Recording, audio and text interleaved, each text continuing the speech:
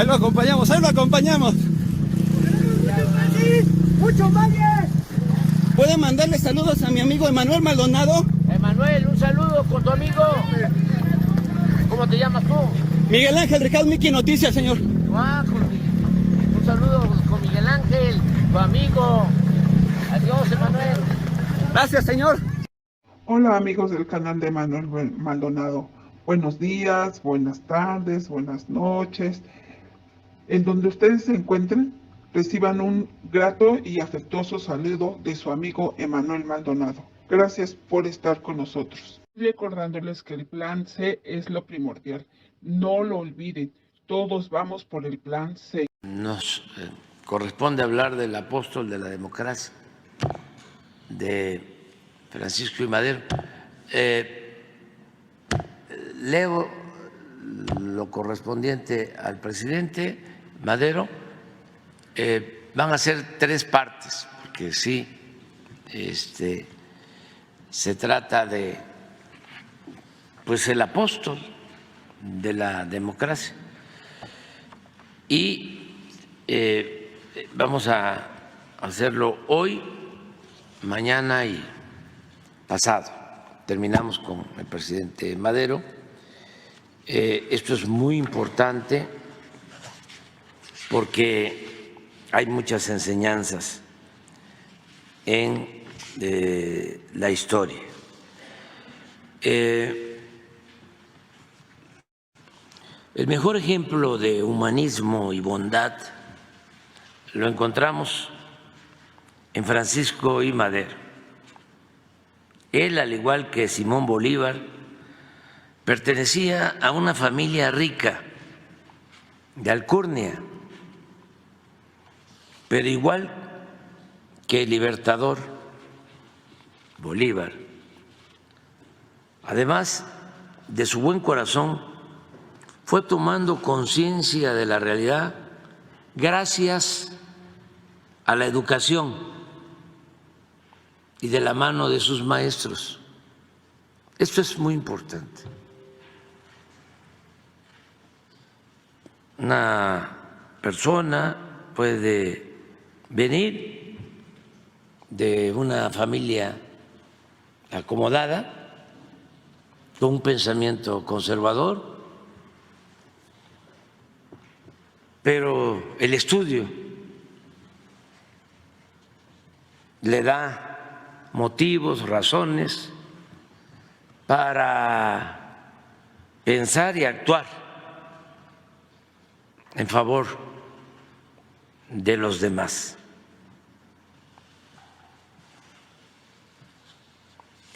Los dos coincidían,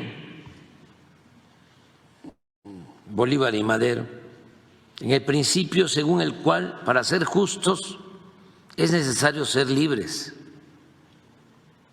Uno de los bolivarianos más auténticos, el maestro Carlos Pellicer, decía que los sentimientos de justicia son hijos de la libertad, pues nunca siendo esclavos podremos ser justos.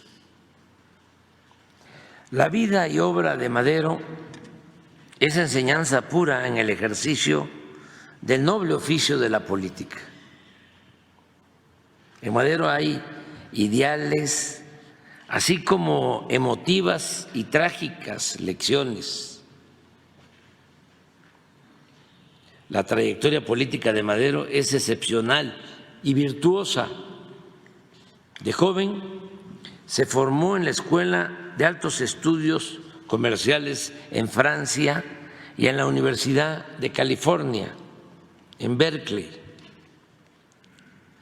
Como lo muestran sus escritos y su correspondencia, tenía buena preparación intelectual y conocimiento de la historia de las ideas políticas. En Francia se empapó del pensamiento y la actuación de los revolucionarios de finales del siglo XVIII y de los importantes acontecimientos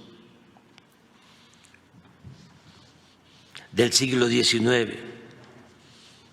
Por otra parte, asimiló y se convirtió en practicante de la corriente espírita, que en ese entonces era una doctrina de gran valor filosófico.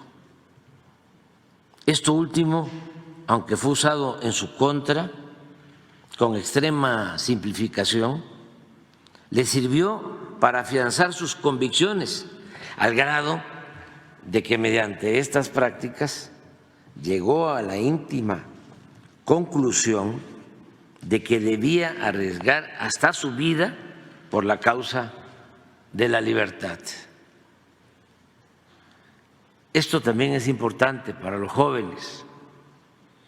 Debe tomarse en cuenta que por lo general un luchador social o político que busca transformar una realidad de injusticia y opresión siempre es movido por ideales y principios, por una doctrina o simplemente por una creencia. Nadie podría hacer algo verdaderamente trascendente por puro pragmatismo, sin poseer alguna de estas virtudes o valores. Siempre en la vida se busca algo. Y se tiene una doctrina, un ideal, un principio, que es el que nos hace caminar, vivir y ser felices.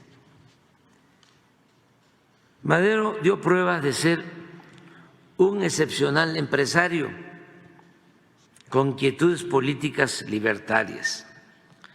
Desde que regresó de Francia en 1902, Frédéric Katz, riguroso historiador de la Revolución Mexicana, sostenía que al hacerse cargo en 1903 de una hacienda de su padre en San Pedro de las Colonias, Coahuila, combinaba un enfoque económico práctico con ideas explícitamente filantrópicas. Comenzó por aumentar los salarios de sus trabajadores agrícolas. Los sometió a exámenes médicos periódicos e introdujo la educación obligatoria, de manera que el nivel de vida que gozaba en su hacienda era muy superior al que prevalecía en las haciendas vecinas. Se refiere a los trabajadores de su hacienda. Madero combinó esta actitud hacia sus trabajadores con la introducción de métodos de cultivos nuevos y más productivos, lo cual muy pronto incrementó en forma notable sus ganancias e hizo de su hacienda una especie de empresa modelo, tanto en términos sociales como económicos. Al margen de los negocios, en 1905 actuó como presidente del Club Democrático Benito Juárez en Coahuila contra la reelección del gobernador Miguel Cárdenas. Luego de esa elección fraudulenta, lanza un manifiesto a la nación denunciando que la soberanía del Estado de Coahuila es un simple mito y llama a los ciudadanos a no claudicar ante la imposición antidemocrática. Un poco antes, a finales de 1904, y gracias a la intermediación de Camilo Arriaga, había prestado $2,000 para ayudar a que volviera a imprimirse ahora en San Antonio, Texas, el periódico Regeneración. Él aportó $2,000. Ricardo Flores Magón le agradeció el servicio prestado a la causa porque, cito a Ricardo, si no hubiera sido por usted, dada nuestra situación difícil en San Antonio, hubiéramos ido al desastre, a la derrota y a la anulación completa de nuestras labores. Luego las relaciones, porque así son las cosas en la política, incluso entre revolucionarios. Las relaciones entre los dos se deterioraron porque uno se ubica en la línea moderada, Madero, y el otro en la más radical, Flores Magón. Pero aún con las fuertes acusaciones que intercambiaron, después de la ruptura, siempre lucharon y supieron, como pocos, que era posible derrocar al todopoderoso régimen dictatorial de Porfirio Díaz. Y eso tal vez exacerbaba la rivalidad. Los dos querían dirigir el movimiento antiporfirista. Lo intentó primero Ricardo Flores Magón. Convocó varias veces, 2, 3 veces, a tomar las armas en contra de Porfirio Díaz. No tuvo éxito, incluso esos levantamientos llevaron a la represión, al encarcelamiento de dirigentes. Por ejemplo, en uno de estos levantamientos detienen en Chihuahua a dirigentes, quiero acordarme de los hermanos de San Luis Potosí,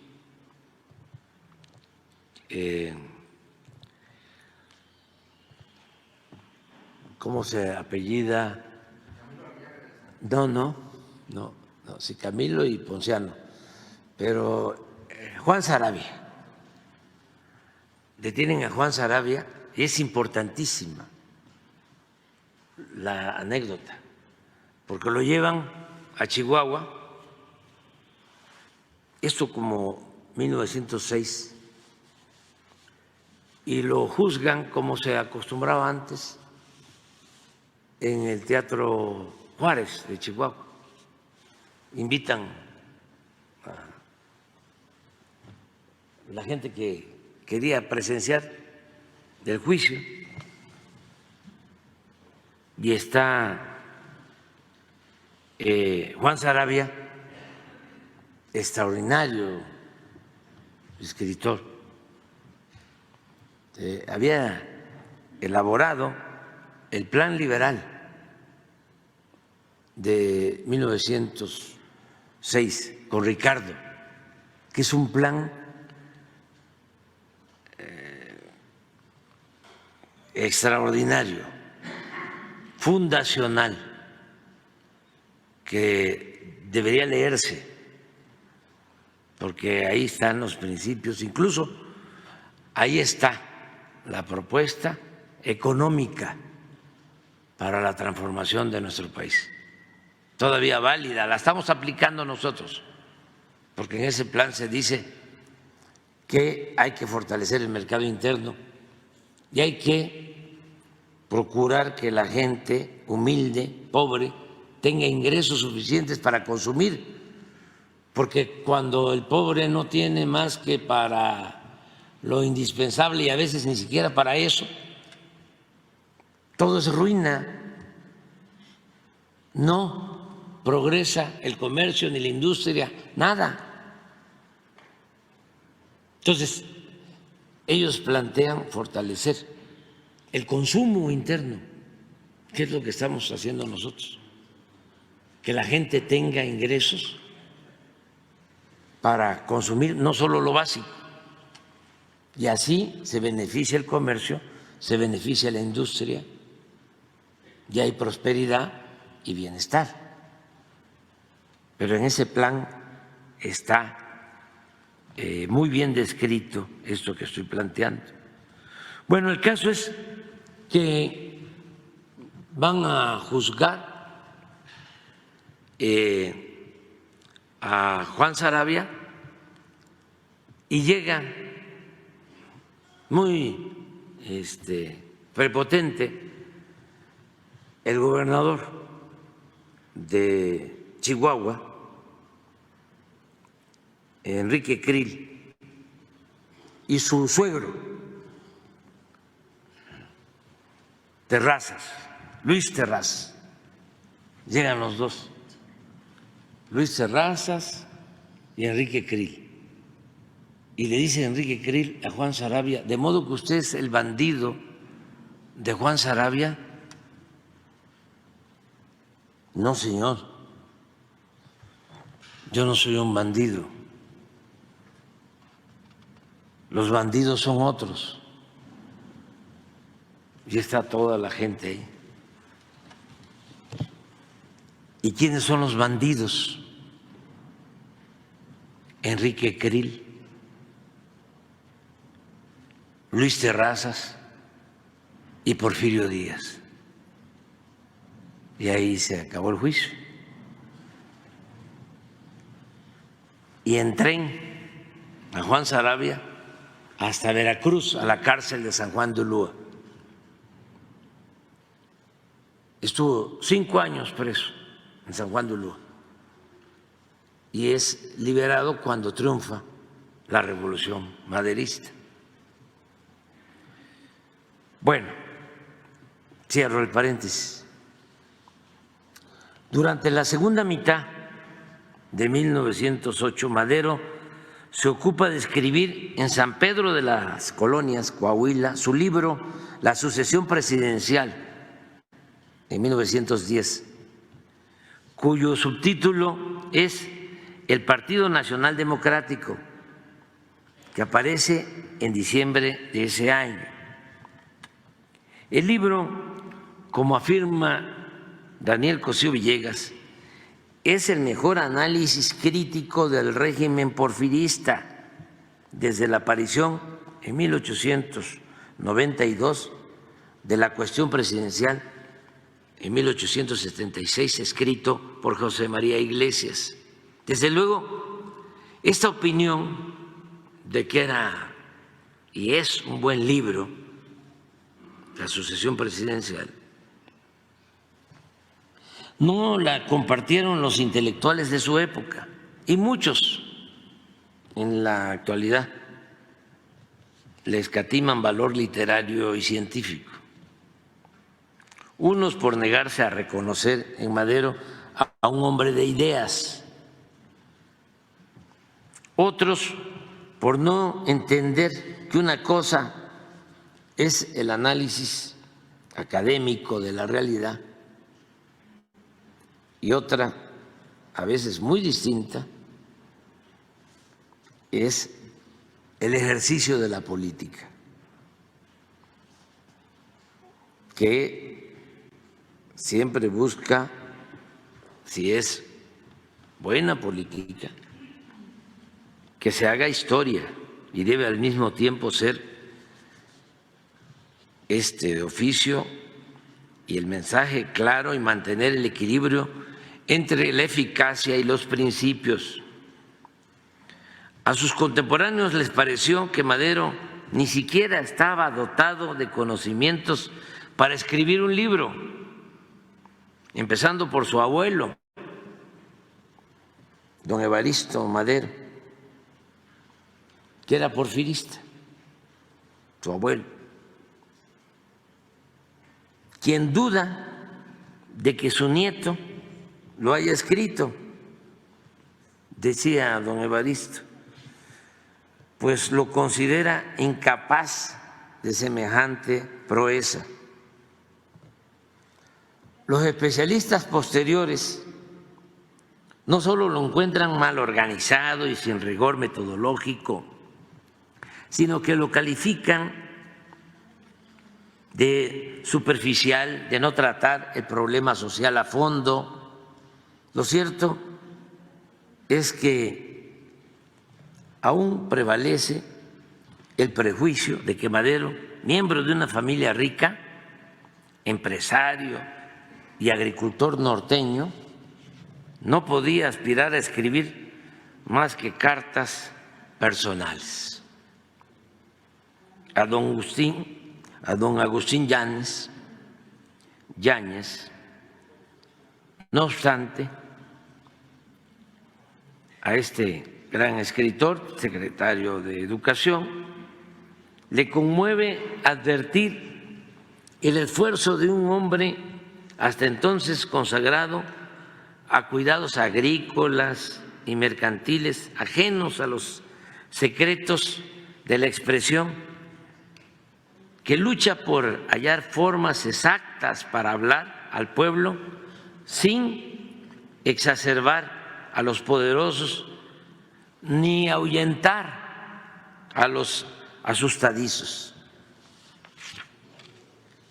Todo esto induce, dice don Agustín Yáñez, a buscar las palabras,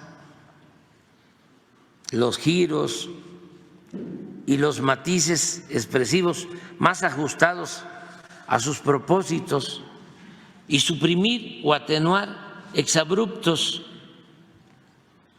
irreparables o inconducentes a obtener que la exposición de su pensamiento sea clara, accesible al lector medio, sin mengua de la emoción que la impulsa. Hasta ahí la cita. Además de estar bien escrito,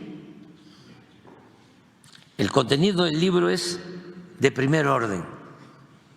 Repasa los males de la nación, cuestiona las injustas guerras de Temochic y Valle del Yaqui, sostiene que las huelgas de Cananea y Río Blanco tuvieron su origen porque Porfirio Díaz recibía apoyo de los capitalistas, critica la falta de libertades, la política exterior, el estancamiento de la educación y las actividades agrícolas, mineras e industriales, y el mal manejo de la hacienda pública. Señala que el progreso material se había logrado con una enorme deuda. Esto, por ejemplo, se desconoce. Cuando se piensa en el gobierno de Porfirio Díaz, siempre se habla de que era un gobierno muy eficaz en el manejo de las finanzas.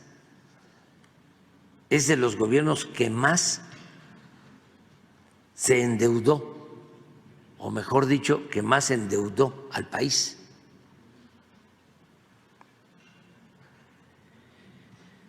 Señala que el progreso material se había logrado con una enorme deuda, lo cito, con un pasivo aterrador.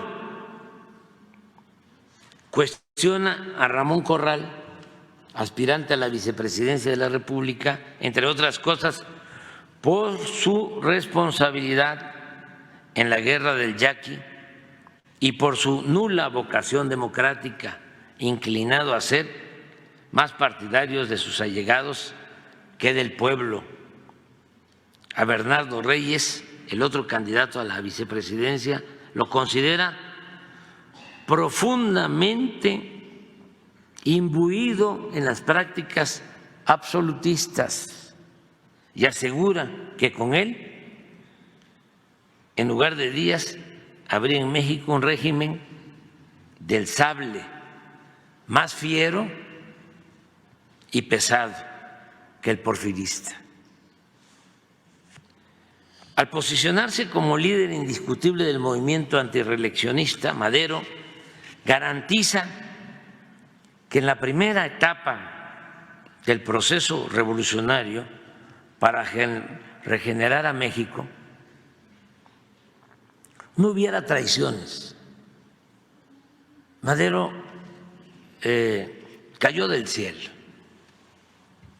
era el dirigente que se necesitaba para acabar con el régimen autoritario y dictatorial de Porfirio Díaz. Con él se garantizaba que no hubiese traiciones que frustraran el propósito central de derrocar al régimen. Él podría tener, como a la postre se vio, la obstinación de creer que bastaba dar libertad al pueblo para que se resolvieran los grandes problemas nacionales. Decía, con la pura libertad se resuelven los problemas. Y se requiere la libertad, pero también la justicia social. Pero esta concepción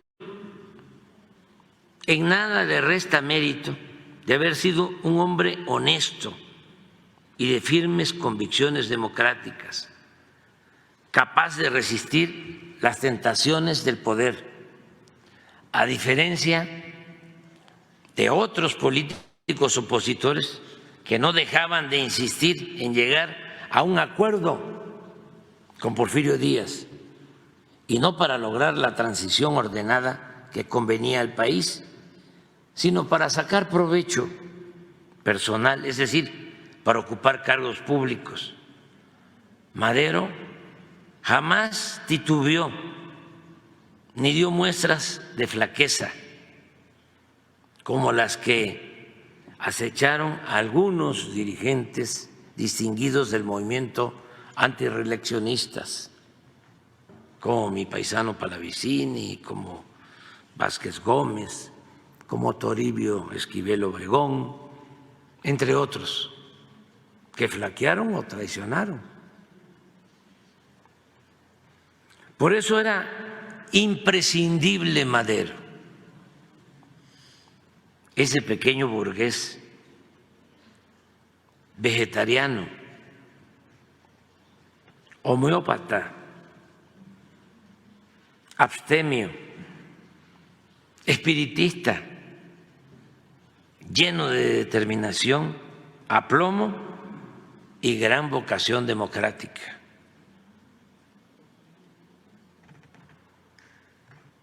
El 15 de abril de 1910, a la convención del Partido Antirreeleccionista, 200 delegados de todo el país eligen de manera democrática a Francisco I. Madero como candidato a la presidencia y a Francisco Vázquez Gómez a la vicepresidencia. Llama la atención porque le regateaban méritos, que en su crónica de lo sucedido y después de explicar las características de los posibles candidatos, Roque Estrada viera a Ezequiel Obregón como el más intelectual, el más observador, el más prestigiado y el de más intensa cultura, aunque sin dinamismo, mientras Madero le parecía un verdadero hombre de acción que, sin embargo, exhibíase sentimental, no cerebral, el hombre guiado más por las emociones que por las ideas. Poco después, también de manera peyorativa, el abuelo de Madero, don Evaristo, se disculpa con Porfirio Díaz porque a su nieto Francisco se le había metido en la cabeza involucrarse en la alta política, aconsejado, esto lo dice el abuelo, por los espíritus, pues es espiritista, con lo cual queda dicho todo, causándonos a todos los familiares miles de molestias y contrariedades sin cuento. Pues bien, este personaje, Madero, incomprendido por propios y extraños, se dispuso a desempeñar el papel de David que enfrentó a Goliat. Hasta ahí le dejamos. Mañana le seguimos.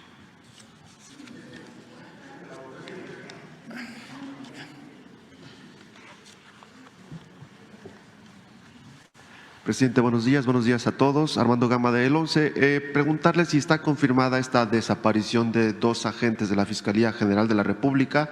Ayer la Comisión Estatal de Búsqueda de Personas del Estado de Guerrero reportó esta desaparición. Presuntamente eran agentes que se dirigían al Estado de Guerrero para coadyuvar en las investigaciones por el caso del joven asesinado.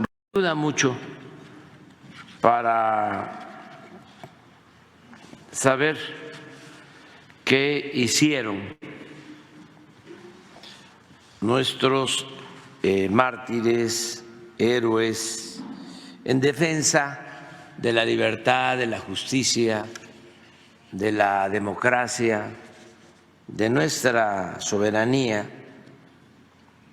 porque no puede gobernarse un país sin ideales, sin principios, sin una doctrina, y necesitamos recurrir a nuestra historia, que tiene muchas enseñanzas. Ya hemos hablado de cómo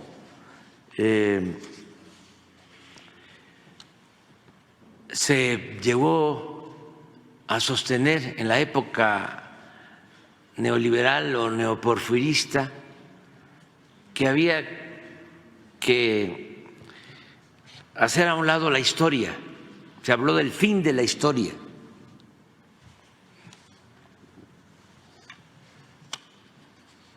Y la verdad, se modificaron hasta los contenidos de los programas de enseñanza y se le restó fuerza a la ética, al civismo, a la historia.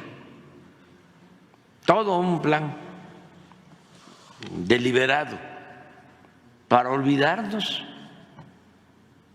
de que Hidalgo proclamó la abolición de la esclavitud, para que nos olvidáramos que Morelos luchó por la igualdad, para que nos olvidáramos de que Juárez llevó a cabo una reforma aplicando el principio bíblico de que a Dios lo que es de Dios y al César lo que es del César, y olvidarnos también de que el pueblo de México resistió la invasión abusiva del ejército francés, de 30,000 soldados franceses, en ese entonces el ejército más poderoso del mundo, y se restauró nuestra república. Pues quisieran también que nos olvidáramos de que los mexicanos, dirigidos por Madero, inspirados en los ideales de los Flores Magón, con el valor de Villa y de Zapata, con la congruencia de Lázaro Cárdenas, impulsaron la Revolución Mexicana, la primera revolución social del siglo XX, y gracias también a eso se aprobó la Constitución de 1917, la más avanzada en el mundo en cuanto a justicia social. Todo eso es lo que quisieran que olvidáramos. Decían, Eso de la soberanía es un concepto anacrónico en un mundo globalizado. Pensemos en la aldea global. Por eso todavía nos juzgan de provincianos, aldeanos, pero necesitamos de conocer el pasado para aprender de sus enseñanzas y también conocer las estrategias que aplicaron quienes transformaron a nuestro país y las estrategias de los opositores a los cambios. ¿Qué hacían los conservadores? Ya hablábamos ayer de cómo fueron a buscar a Santana y luego cómo fueron a buscar a Maximiliano y luego cómo respaldaron a Porfirio Díaz y luego cómo se opusieron a la expropiación petrolera y cómo han actuado en los últimos tiempos, entregando, vendiendo, rematando los bienes de la nación, del pueblo de México, a particulares. Cómo han actuado como traidores a la patria. Madero fue un dirigente excepcional. Se entrevistó antes de la elección de 1910 con Porfirio Díaz. Y llega a la conclusión que no le quedaba más que encabezar el movimiento para derrocar la dictadura porfirista. En una carta que escribe a su madre, a su mamá, en San Antonio, Texas, del 18 de abril de 1910, le cuenta, lo cito: con el general Díaz tuve una entrevista el sábado en la noche. La impresión que me causó el general Díaz es que está verdaderamente decrépito, que tiene muy poca vitalidad. De la cuestión política comprendí que no se puede hacer nada con él, que está empeñado en seguir adelante con su programa.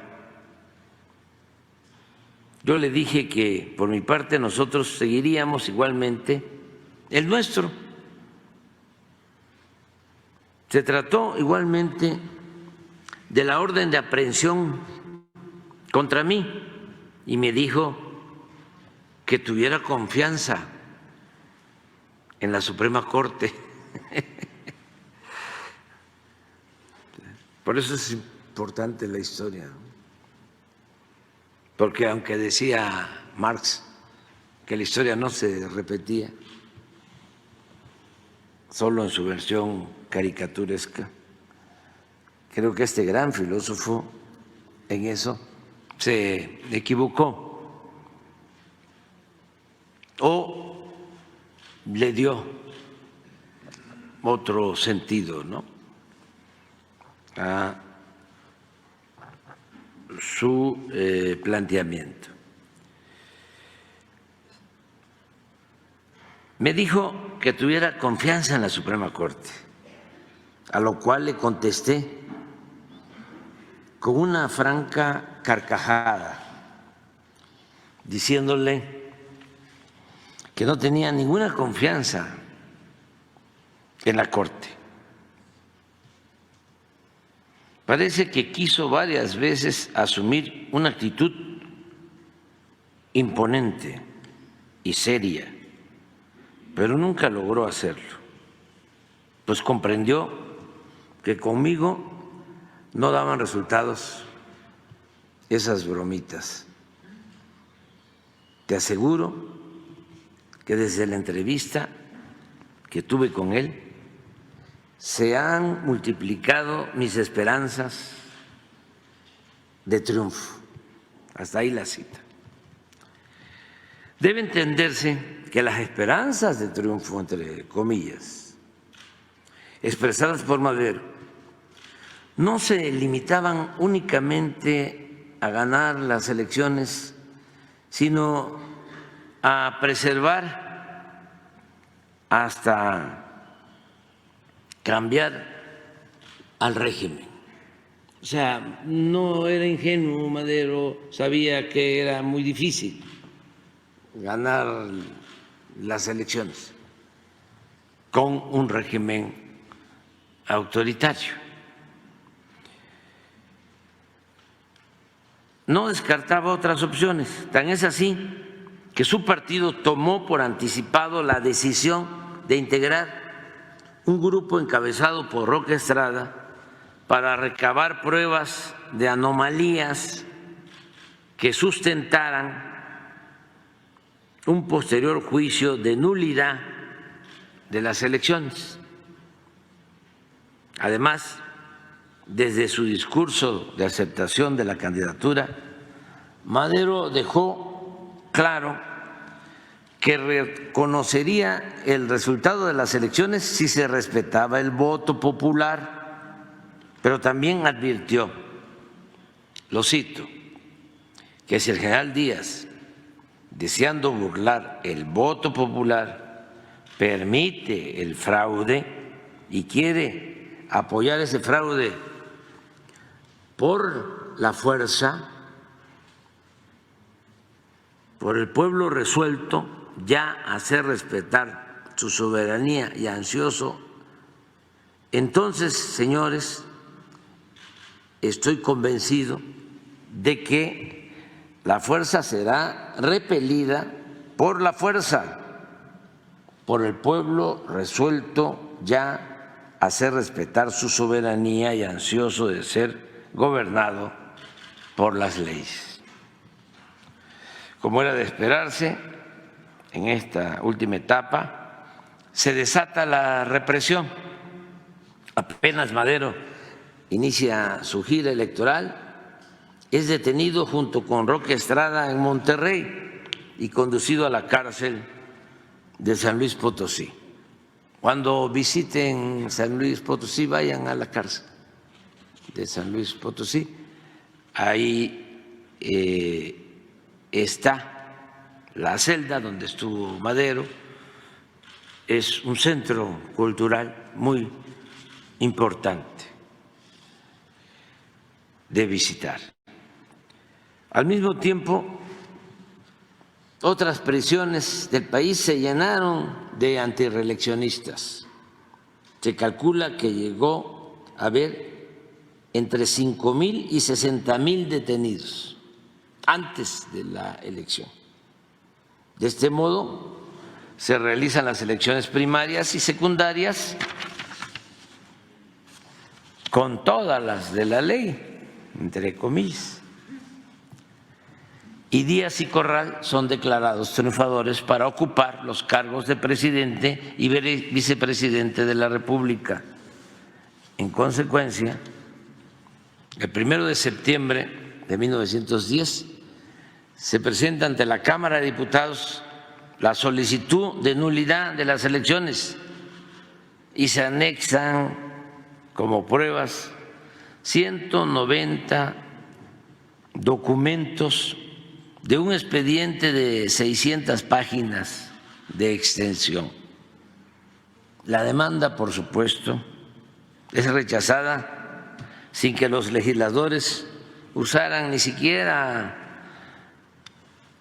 el famoso estribillo de que no podían admitirla por ser notoriamente improcedente. Acuérdense cómo dicen eso, ¿no? Todavía, notoriamente improcedente. Así las cosas, no había más que llamar a la rebelión, pero entre tanto se celebraban los ostentosos festejos de septiembre para conmemorar el centenario de la independencia. Y como si nada pasara, la aristocracia porfirista se dedicó a solazarse con las recepciones a misiones extranjeras y con los desfiles, banquetes y bailes de exhibición de modas y alhajas, quitados de la pena. Nadie presentía la tormenta. En la víspera del estallido, el embajador de Alemania en México informaba a su gobierno que, de acuerdo con la opinión de la prensa, porque imagínense cómo era la prensa entonces, pues muy parecida a la de ahora, y de la opinión pública, decía el alemán embajador en nuestro país, una revolución general está fuera de toda posibilidad. Esta sordera y ceguera de la élite no se padecía en el pueblo, abajo. Era una enajenación propia de quienes detentan o se benefician del poder absoluto. Siempre los de arriba, los de la élite, ¿no? Se sienten muy informados,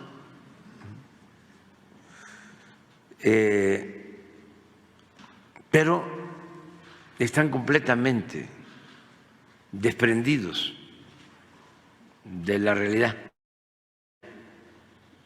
de lo que se dice en la calle, porque ya lo hemos dicho muchas veces, desprecian al pueblo. La gente del pueblo, por el contrario, pensaba y sentía de otra manera. Además, su aguda sensibilidad de presagiar siempre lo que se avecina, estaba atenta e interesada en la convocatoria para participar en la lucha de liberación. Y no solo se trataba de los más pobres, sino también de las clases medias, en donde el malestar era evidente. Un escritor italiano de Fumado, a ver si me ayudas, que lo metió preso el director del periódico porfirista, el más famoso periódico, El Imparcial, fíjense el nombre, El Imparcial, que llegó a tirar 120,000. Spínola, ¿no? Era el director, era famosísimo y recibía mucho dinero del gobierno, lo maiciaba Limantur. Esto lo pudo demostrar Espíndola, Rafael Reyes Espíndola, pero era famosísimo y persiguió a este periodista de Fumaro. A ver, busca, es italiano. El actual director de antropología, no Diego, del museo, es un buen historiador, escribió sobre esto. Lo metieron a la cárcel, ¿no? Porque fue capaz de narrar lo que era el porfiriato. Pero ya había un ambiente en contra de todo lo que tenía que ver con el régimen, que hasta este Reyes Sepíndola, que era el dueño, director del Imparcial, estamos hablando de un periódico que tiraba 120,000 ejemplares diarios. No hay ningún periódico hoy que tire 120,000 ejemplares diarios. Pero tenía todo el control, una especie de lo que fue Televisa en su momento.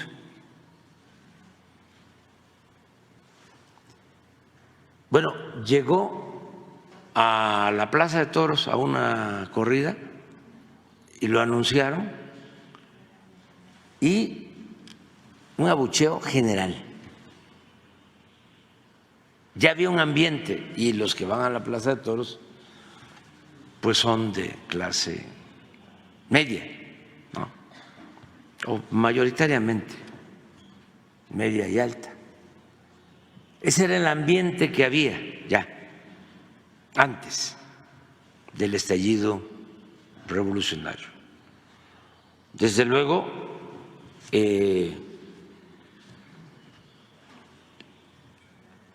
más rechazo al régimen porfirista de los peones acasillados, porque había esclavitud, pero ya era general. Sin embargo, la élite estaba quitada de la pena en los festejos del centenario de septiembre de 1910. Y el 20 de noviembre de 1910, pues sale, se da a conocer el manifiesto, el Plan de San Luis, en el que Madero convoca al pueblo de México a tomar las armas. 20 de noviembre, hasta le pone hora, 6 de la tarde.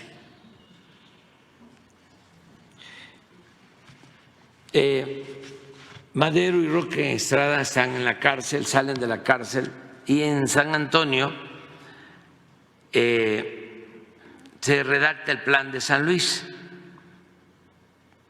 y se da a conocer.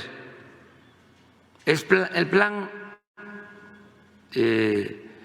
explica así, de manera sencilla, es muy amplio, pero dice: México está gobernado por una tiranía que ha pretendido justificarse a sí misma con los beneficios de la paz y de la prosperidad material.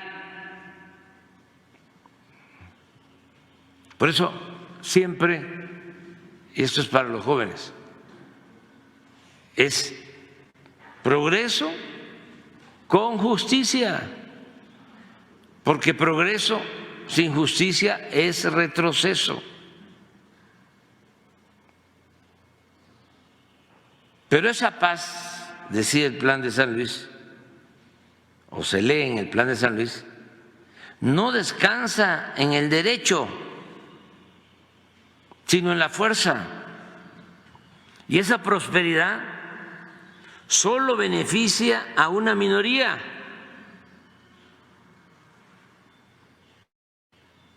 No al pueblo ni a la nación.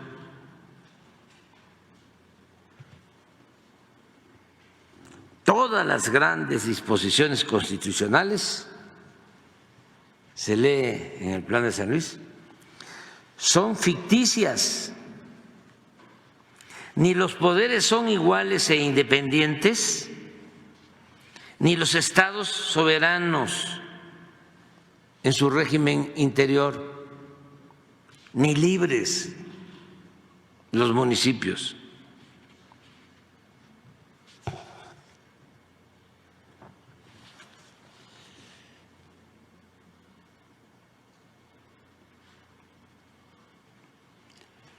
Como la respuesta de la dictadura fue perseguir y encarcelar a los líderes del movimiento antireeleccionista e impedir la democracia,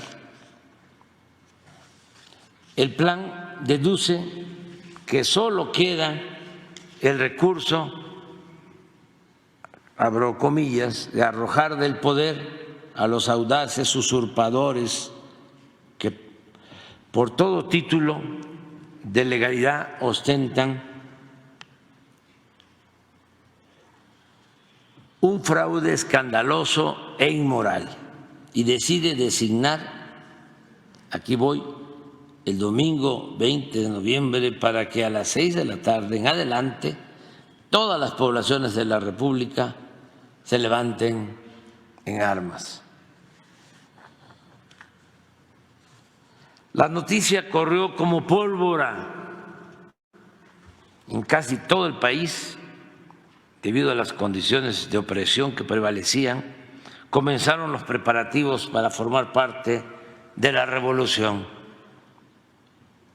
Sobre quiénes fueron los primeros en echarla a andar es cuestión del enfoque que se le quiera dar, considerando que desde antes del 20 de noviembre de 1910 había grupos de alzados en varias regiones del país vinculados al magonismo y al maderismo.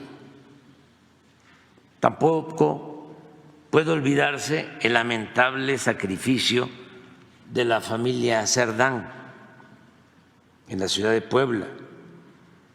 Esto el 18 de noviembre, en que es asesinado en su casa Aquiles Cerdán. La crisis, a partir de entonces, al interior del régimen era notoria y patética. Limantour, desde París, el secretario de Hacienda de Porfirio Díaz durante muchos años, el 23 de noviembre escribe a Porfirio Díaz desde París, sorprendido por las noticias de los periódicos franceses acerca del estallido de la revolución. Posteriormente, el 27 de diciembre, le informa a Porfirio Díaz que compró a toda prisa, como se lo pidieron, cartuchos para la fusilería del ejército, ya que era indispensable derrotar pronto a los revolucionarios de Chihuahua, porque de lo contrario sería inevitable la catástrofe financiera por la pérdida de confianza de los bancos extranjeros. Al final de esa carta, Limantour, sin proponérselo, acepta su total desapego a la realidad. Esto que hablamos, son como dos mundos, el de los de arriba, la élite, y el del pueblo raso.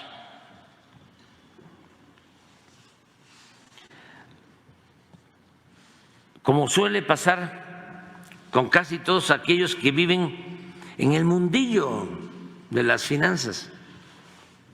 Imagínense un financiero. Hasta hace poco se recomendaba que a las giras de los presidentes no fueran los secretarios de Hacienda, ni los subsecretarios, sobre todo el de egresos, no se fuesen a sensibilizar, no se fuesen a sentir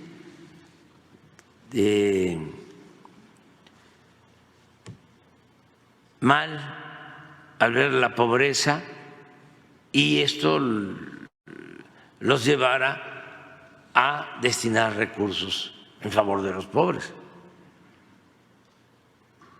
Los secretarios de Hacienda tenían que estar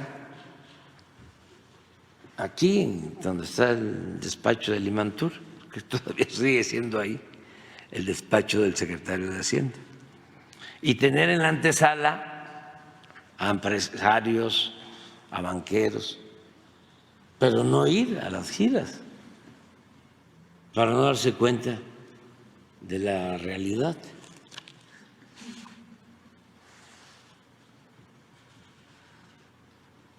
Decía Limantur, es para mí un misterio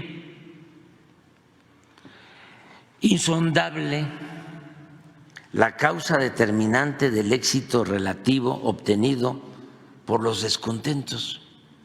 ¿Sí? ¿Qué pasó? Y por más que procuro explicarme lo que pasa, no logro darme ninguna respuesta satisfactoria. La respuesta, digo yo, que buscaba Limantur, estaba en parte en su misma carta, en la cual se quejaba ante Díaz de que en su ausencia, que tenía que hacer ese viaje a París y dejó la Secretaría de Hacienda, Joaquín Casasus, que era una especie de viceministro o subsecretario, se había quedado a cargo de Hacienda y había conseguido una concesión ferrocarrilera en favor de la empresa norteamericana de la Union Pacific. Pero esto se quejaba de que, aprovechando de que estaba fuera, Casasus había entregado esta concesión a esa empresa estadounidense ferrocarrilera. Pero eso no lo alcanzaba a comprender Limantur por su mentalidad. Pues en su mentalidad el gobierno no estaba para procurar la justicia. Y esto todavía aplica. El gobierno no estaba para procurar la justicia, sino para facilitar a los hombres de negocios hacer riquezas como fuera.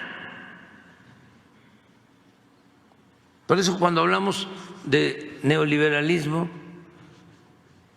sostenemos que lo más apegado a nuestra realidad es llamarle neoporfirismo. No es nada nuevo, fue lo que se aplicó, la política económica que impusieron desde 1983 hasta 2018, llamada neoliberal, es exactamente lo mismo, es una calca de la que se aplicó en los 34 años del porfiriato. El gobierno no estaba para procurar la justicia, sino para facilitar a los hombres de negocios hacer riquezas como fuera, incluidas las prácticas de corrupción. Un día vamos a hablar aquí de las prácticas de corrupción. ¿Saben cuál fue el primer FOBAPROA? Se dio durante el gobierno de Porfirio Díaz, porque se rescató a todos los ferrocarriles, a todas las empresas ferrocarrileras extranjeras, se les compraron las acciones y toda la deuda pasó a formar parte de la deuda pública. Ese fue el primer FOBAPROA. Y les podría yo hablar también que el primer ferrocarril que se inauguró de pasajeros fue el ferrocarril de la Ciudad de México a Veracruz. Lo empezó el presidente Juárez, lo terminó el presidente Lerdo. Se inauguró en 1873. Bueno, privatizaron el ferrocarril y vendieron acciones uno de estos empresarios porfiristas, por cierto, una calle famosa lleva su nombre, Félix Cuevas, y otro más llegó a ser testigo en la boda de Porfirio Díaz con Carmelita Romero Rubio. ¿Y cómo compraron las acciones? A precios muy bajos. En la bolsa de Londres las acciones costaban más.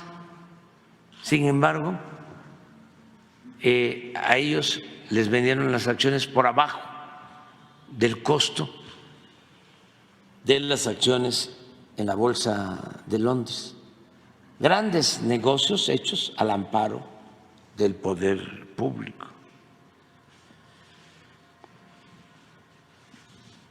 Ya termino, porque pues es muy largo.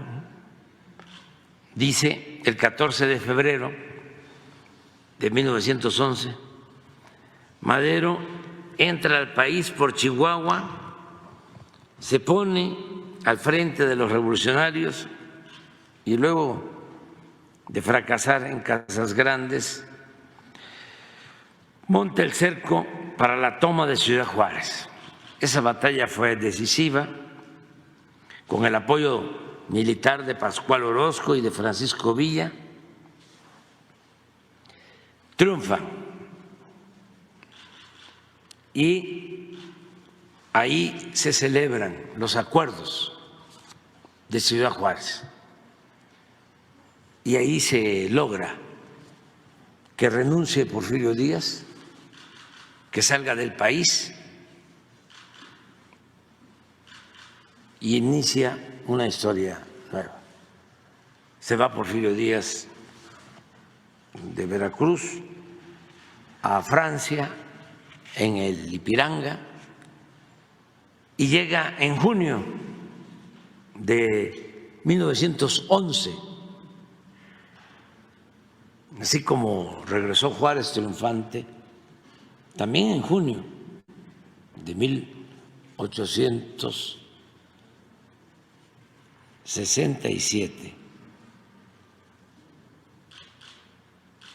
Regresa a Juárez y hay fiesta aquí en la capital, un gran recibimiento. Así reciben a Madero en junio de 1911. Hasta ahí le dejamos, porque luego vamos a ver lo difícil que fue desmontar al régimen porfirista. Se fue Porfirio al extranjero, pero quedó la estructura de poder. Y 34 años de un modo de hacer política. Por eso siempre digo que tengamos paciencia, porque el porfiriato fueron 34 años. Y fue muy difícil. Bueno, le causó la muerte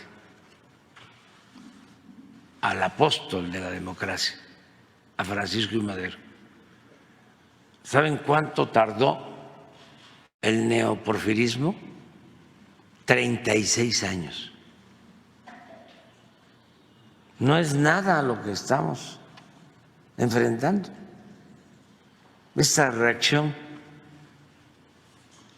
está muy enclenque en comparación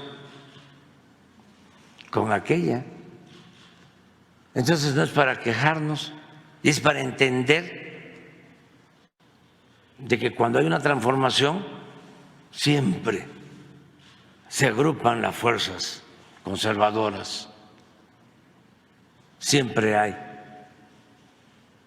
reaccionarios. Pero la enseñanza que nos dejó el maderismo es que este hombre bueno,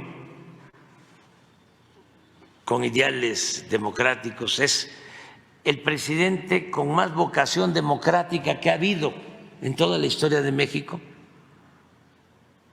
Pensó o consideró que no era necesario aliarse con el pueblo, sobre todo en ese entonces con los campesinos. Si se hubiese aliado con los zapatistas, hubiese resistido el embate de los conservadores, de la élite, de los militares pretorianos, que fueron los que lo traicionaron y lo asesinaron. Pero se quedó sin base social. ¿Cuál es la lección que nos dejó? Que para transformar hay que apoyarse en el pueblo. Con el pueblo todo, sin el pueblo nada. Y lo que decía también Ricardo Flores Magón, solo el pueblo puede salvar al pueblo. ¿Ustedes creen que se puede más, aun cuando él era un hombre bueno, pacifista, y logra que en poco tiempo triunfe la revolución maderista? Se va al exilio Porfirio Díaz en 1911, ya de 81 años de edad, ya grande, y ya no regresa porque fallece en 1915 a los 85 años de edad en París, y ahí están sus restos.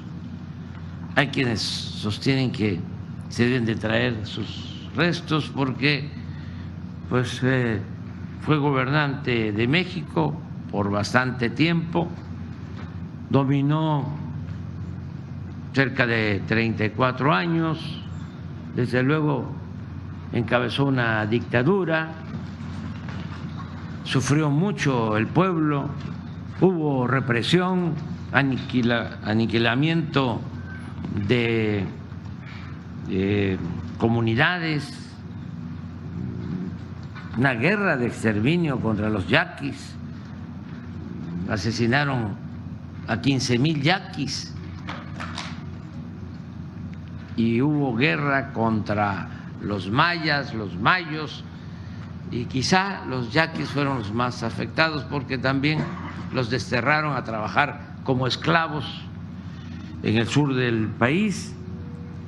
Pero Porfirio Díaz tuvo al principio una acción destacada cuando la guerra de reforma y sobre todo cuando la defensa de nuestro país con la invasión francesa. Entonces, hay quienes sostienen que no fue mal gobernante. Yo respeto esa postura, nada más que no la comparto. Si hubiese habido en ese entonces un buen gobierno, no hubiese habido revolución. Pero pues hay que ser respetuosos, sobre todo de los difuntos, y sí tener en cuenta lo que es la historia. Yo escribo en el libro, en este libro que se llama Gracias, que ya es mi último libro porque me retiro a finales de septiembre, me jubilo, y ya es el último libro con propósitos históricos, políticos que escribo, ya no voy a escribir estos libros, ni voy a tener comunicación, ni voy a participar en ningún evento público.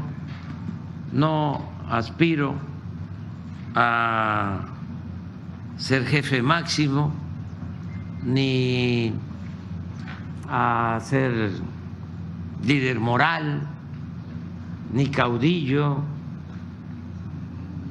ni mucho menos cacique. Yo a finales de septiembre me jubilo, ya cierro mi ciclo y estoy contento, ayer lo decía, porque está garantizado el relevo generacional y me voy a ir con mi conciencia tranquila, con el deber cumplido. Lo que más me satisface hasta ahora es lo que hemos logrado de reducir la pobreza y la desigualdad en nuestro país. Si me preguntan de qué se siente más orgulloso, de eso. Me siento muy contento y me voy también porque pues ya es bastante tiempo, casi 50 años luchando por ideales, por principios, y no hay que sentirse insustituible y mucho menos caer en el necesariato, y también no tenerle mucho apego ni al dinero ni al poder, porque eso no es la felicidad. La felicidad, como siempre lo hemos dicho, es estar bien con uno mismo, estar bien con nuestra conciencia y estar bien con el prójimo. Madero era un hombre excepcional, por eso es el apóstol de nuestra democracia. La revolución maderista fue verdaderamente eficaz. En solo 6 meses, a partir del 20 de noviembre de 1910, cuando se llamó al pueblo a tomar las armas, se consumó el derrocamiento de Porfirio Díaz. De noviembre del 10 a mayo del 11. Una batalla nada más, importante, la de Ciudad Juárez. Hubo pérdida de vidas humanas, 14,000 hombres muertos en los campos de la revolución, solo 14,000 hombres, según estimó Luis Cabrera en septiembre de 1912. Pero este saldo, por siempre lamentable, resultaría menor, muchísimo menor, al que se registró en las etapas posteriores, a partir de que asesinan a Madero, de mucha mayor violencia, precisamente por el golpe de Estado. Hasta la llegada de Madero no hay tantos sacrificios.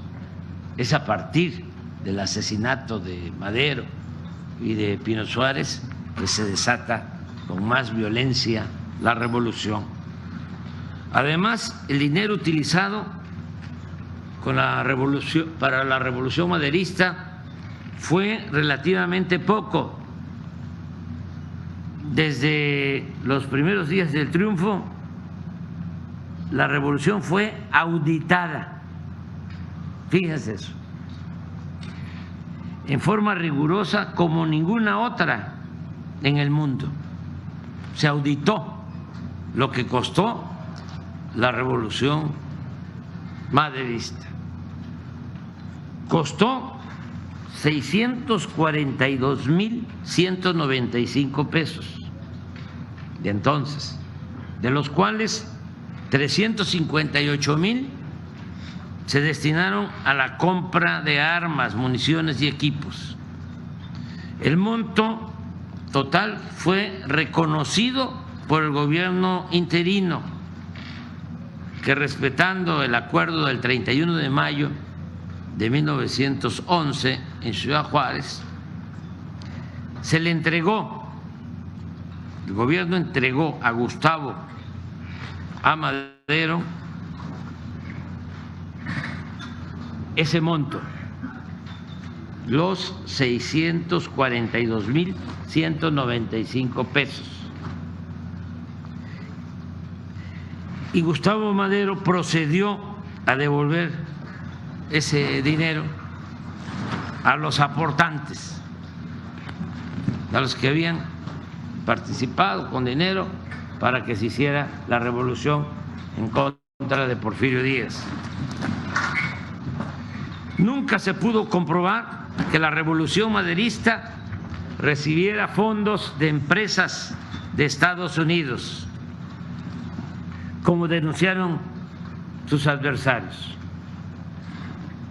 En suma, la libertad se había conquistado sin muchos problemas. Los daños a los activos productivos fueron mínimos. Se respetaron la vida y los intereses de los extranjeros. No hubo fuga de capital, ni se debilitó la hacienda pública.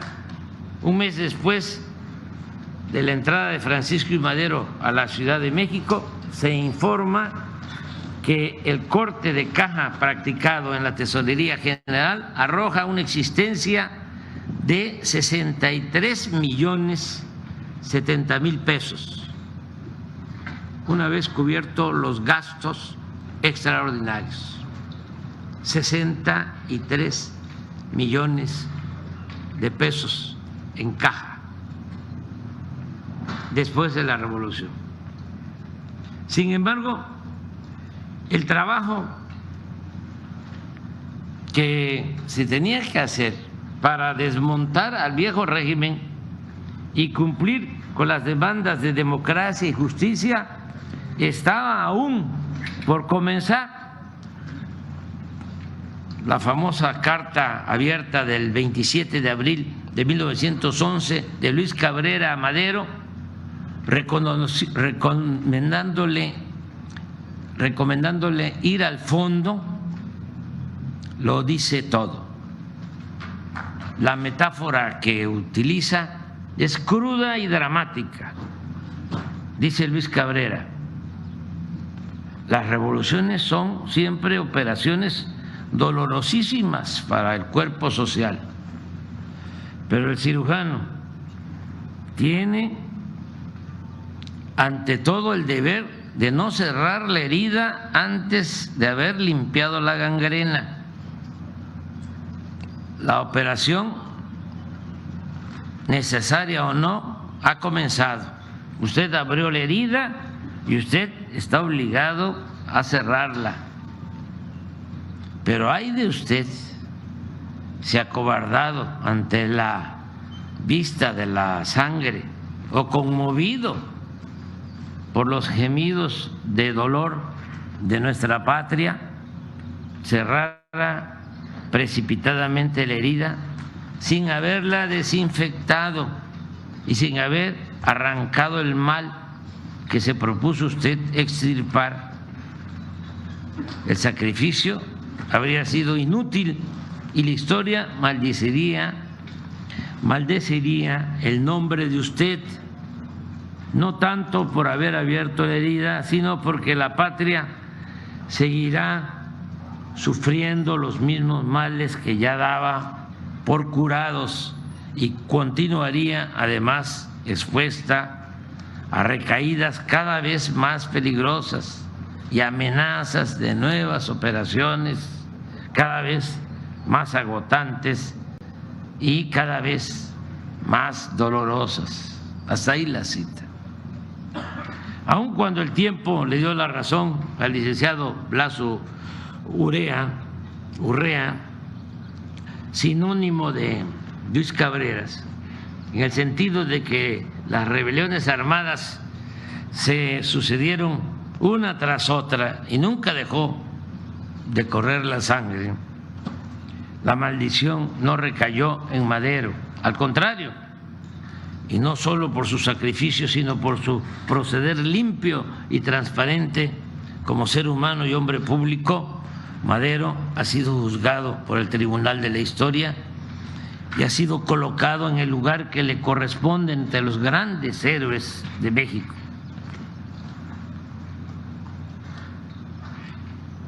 Ya desde la campaña electoral, su principal ofrecimiento al pueblo de México fue hacer efectivo el derecho a la libertad, y en eso cumplió con creces. Como dirigente y mandatario, siempre luchó por alcanzar ese ideal que, según sus convicciones, traería aparejada la prosperidad y la paz. Es cierto, cometió errores y no supo entender y enfrentar el problema agrario, pero más allá de sus fallas, se adelantó como nadie a su época. Fue un visionario genial, un idealista extraordinario, víctima del atraso cívico del país y de la enorme dificultad que entrañaba derrumbar a un régimen tan impenetrable y pervertido como el de Porfirio Díaz para construir una república democrática. Ya nada más para terminar, en la conspiración contra Madero, del golpe y el asesinato del presidente y del vicepresidente José María Pino Suárez, el 23 de febrero de 1913, además de los oligarcas del antiguo régimen porfirista y de Victoriano Huerta y sus chacales, participó siempre con una actitud destacada e influyente el representante del gobierno de Estados Unidos en nuestro país, Henry Wilson, a quien nunca se debe olvidar por ser el embajador más siniestro que se haya padecido en México en 200 años de relaciones diplomáticas entre nuestros países. No ha habido ningún embajador más perverso que Wilson. El asesinato del apóstol de la democracia lo traman los generales Huerta, Blanquet, Mondragón y Félix Díaz. Ellos se encargan de escoger al autor material del crimen y la decisión recae en el mayor de rurales, Francisco Cárdenas, que había operado contra las fuerzas magonistas encabezadas por Santana Rodríguez, conocido como Santanón, en el sur de Veracruz en 1910. Y también este chacal, Francisco Cárdenas, había combatido en 1912 a los rebeldes zapatistas de Iztapan de la Sal, en el Estado de México. Francisco Cárdenas, dice el maestro Taracena, historiador, pidió que la orden se la diera directamente Huerta, por lo que fue conducido a la oficina donde estaba Huerta, quien le ofreció una copa de coñac. El 22 de febrero por la noche, luego de 4 días de cautiverio en la intendencia del Palacio Nacional, esa intendencia ya se convirtió en un recinto para rendir permanente permanentemente honores a Madero. Ya se conoce como la Intendencia de la Traición y se reconstruyó de cómo estuvo ahí 4 días encerrado en esa intendencia el presidente Madero y el vicepresidente Pino Suárez. El 22 de febrero, en la madrugada, son despertados para ser trasladados a la penitenciaría. Se visten apresuradamente el presidente, el vicepresidente, y se despiden de Ángeles. El general Felipe Ángeles estaba también con ellos, pero al general Ángeles no lo ejecutan. Con un adiós, mi general. Madero, Cárdenas y el cabo segundo de Rurales, Francisco Ugalde, suben a un automóvil tripulado por el señor Romero y Pino Suárez, sube a otro vehículo. Al llegar a la esquina oriente de la penitenciaría, Cárdenas le ordena a Madero que baje del auto y allí le dispara 2 tiros en la nuca, en tanto que Figueroa y Pimienta, tomando la detonación como señal, acribillan al licenciado Pino Suárez. Con estos cobardes asesinatos, como ya lo dije, inicia lo que unos días antes le había confesado José María Pino Suárez al embajador de Cuba, Manuel Márquez Starling, quien los acompañó una noche de las 4, fue a dormir con ellos y platicaron. El embajador de Cuba y José María Pino Suárez, vicepresidente,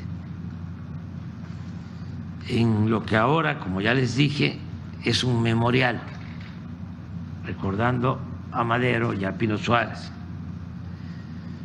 en esa llamada Intendencia de la Traición.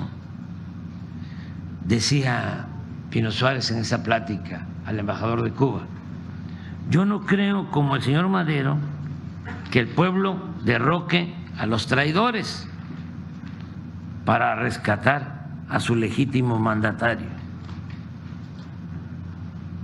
Lo que el pueblo no consentirá es que nos fusilen. Decía Pino Suárez acerca de la actitud que podía tomar el pueblo de México en ese entonces. Carece el pueblo de la educación cívica necesaria para lo primero,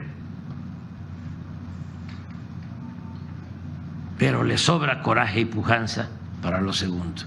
O sea, no van a venir a pedir que nos liberen, pero si nos asesinan, el pueblo no lo va a permitir. Y así sucedió. Se cumplió la profecía y a partir de ese asesinato el fuego de la revolución envolvió a todo el país y tardó años causando destrucción y desgracias. Nada más que esa revolución no fue en vano. Gracias a esa revolución se avanzó mucho, sobre todo en el terreno social, en la atención a los campesinos, en garantizar el derecho de la tierra a los campesinos, en mejores condiciones laborales para los obreros y en todo lo que tiene que ver con la justicia social. Esto es Madero. Mañana vamos a tratar lo que fue la actitud de Francisco Villa después del asesinato de Madero. Francisco Villa, el revolucionario del pueblo. Ya terminamos.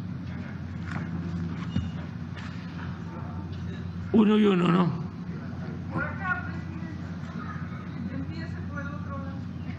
Ándale pues, vamos. Además, sí, está bien. Eres le funcionó, Baja California. Buenos días, Mireya Cuellar de La Jornada en Baja California. Presidente, bueno, en otro momento nos platica por qué en ese momento no matan al general Felipe Ángeles, pero como pregunta yo, a mí me parece muy interesante esta nota que da la gobernadora de 1.300 millones de dólares para generar energía eléctrica. Muchas gracias por habernos acompañado, les agradezco su like y los invito a que compartan la transmisión y que le sigan ustedes para que se siga promoviendo. Estoy muy agradecido con todos ustedes, todos los del chat, los del Matuche, los de Facebook. Agradezco su asistencia a mi canal y los espero a la próxima. Tenemos muchas cosas que compartir con ustedes, mis grandes y buenos amigos. Bendiciones a todos, que Dios los llene de sabiduría y les dé mucho éxito en todo lo que hagan. Gracias, bye.